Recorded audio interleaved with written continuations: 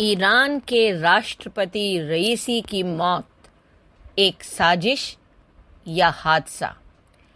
Helicopter crash से जुड़ी 5 theory, बड़ी साजिश की तरफ इशारा।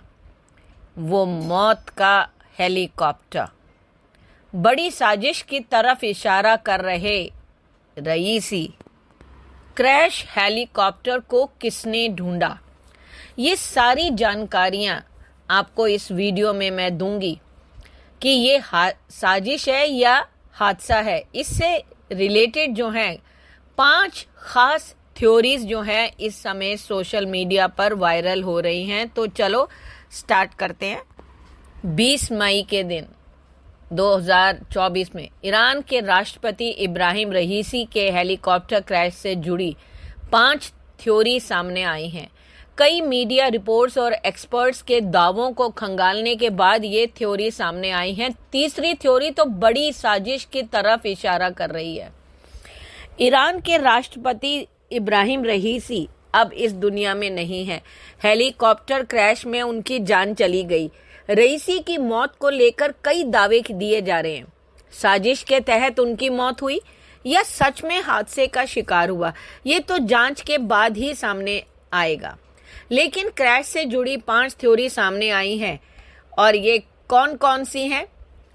पहली थ्योरी ये कि जिस हेलीकॉप्टर में रईसी सवार थे, क्या उसके रोटर इस यात्रा से ठीक बदले गए थे?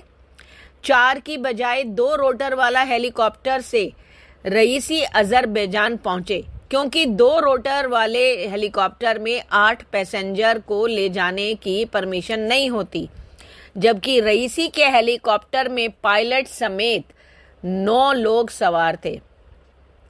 अगर बात दूसरी थ्योरी की करें तो ईरान के सुप्रीम लीडर खोमेनी के बेटे ने आरोप लगाया है कि प्रेसिडेंट रईसी के हेलीकॉप्टर को क्रैश करने के लिए डायरेक्ट एनर्जी वेपन या फिर स्पेस लेजर का इस्तेमाल किया गया, ताकि किसी को भनक भी नहीं लगे और आसमान में ही हेलीकॉप्टर मार गिराया जाए।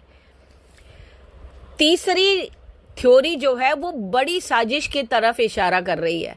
हेलीकॉप्टर क्रैश से जुड़ी तीसरी थ्योरी तो कहती है कि वो ये कि ईरान के सरकारी रिकॉर्ड से 19 मई का मौसम डाटा डिलीट कर दिया गया।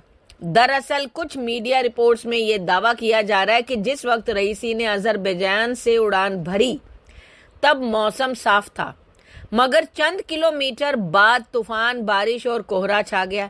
लेकिन इसकी जानकारी सैटेलाइट वेदर रिपोर्ट में नहीं बताई गई।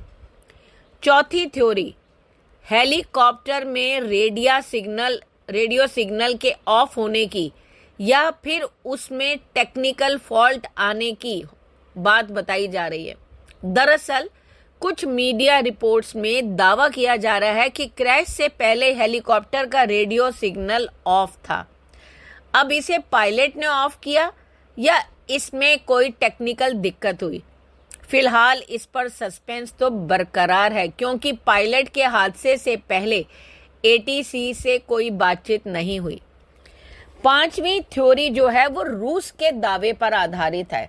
वो ये कि रईसी के हेलीकॉप्टर क्रैश में इजराइल और पश्चिमी देशों का हाथ है, क्योंकि जिस इलाके में हेलीकॉप्टर क्रैश हुआ वो मोसाद का गढ़ है।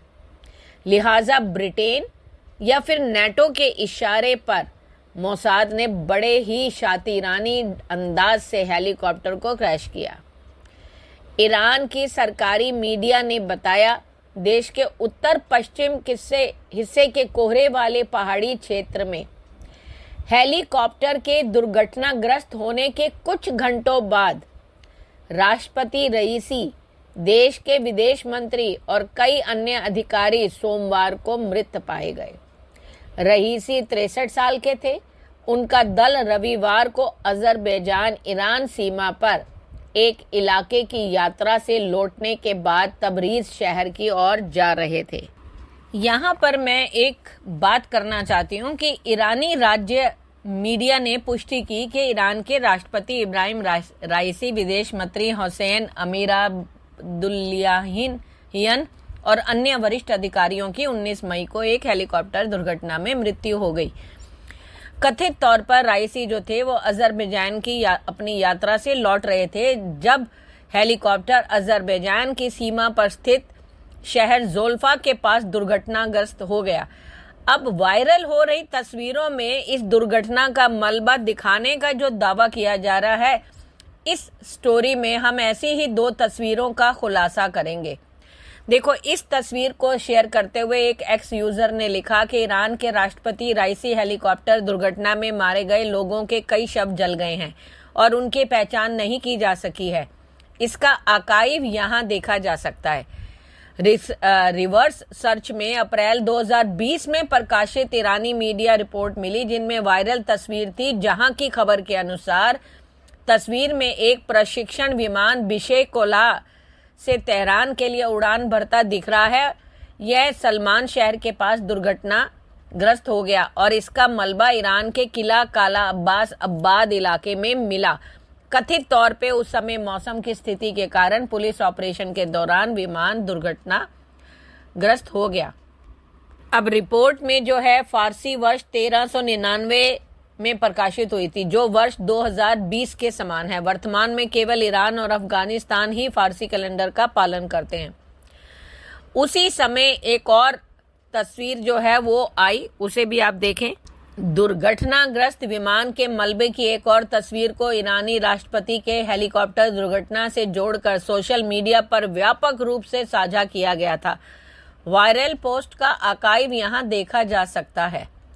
इस तस्वीर को रिवर्स सर्च करने से हमें ऊपर लिखित 2020 विमान दुर्घटना के बारे में समाचार रिपोर्टें मिली। यह हमें मिजान न्यूज एजेंसी की आधिकारिक वेबसाइट पर 2020 में प्रकाशित एक रिपोर्ट में मिला। विमान का मलबा जो है वो किला काला अब्बास आबाद इलाके में मिला। इस प्रकार यह स्पष्ट है कि वायरल हो रही दोनों तस्वीरें इब्राहिम राइसी के हेलीकॉप्टर दुर्घटना से संबंधित नहीं है।